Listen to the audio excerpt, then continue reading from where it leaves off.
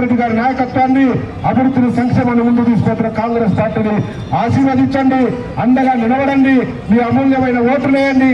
ఈ అభివృద్ధిని నిరాఘాటంగా నిర్విఘ్నంగా కొనసాగించుకుంటూ ముందుకు పోదామని చెప్పి మరొకసారి మీ అందరికీ తెలియజేస్తూ, దాంట్లో భాగంగానే ప్రతి నియోజకవర్గంలో పాదయాత్ర చేసి ఒక దేవుల్లో, ఒక చర్చో, ఒక దేవాలయమో, ఒక మసీదుకో పోయి అందరూ భగవంతులను ప్రార్థిస్తా ఉన్నాం. ఈ ప్రజలు సుభిక్షంగా ఉండడానికి కాంగ్రెస్ పార్టీని ఆశీర్వదించండి. ఈ ప్రజలు సుభిక్షంగా ఉండడానికి, వనపర్తి అభివృద్ధి చెందడానికి రేవంత్ రెడ్డి నాయకత్వాన్ని ఆశీర్వదించండి అని చెప్పి గుడికి, మసీదుకు, చర్చికి తిరుగుతూ పోతున్న క్రమంలో రేవంత్ అన్న దండుగా, ఎవరు రేవంత్ అన్న దండ? ప్రతి కాంగ్రెస్ కార్యకర్త రేవంత్ అన్న దండులో సభ్యుడు, రేవంత్ అన్న సైనికుడు.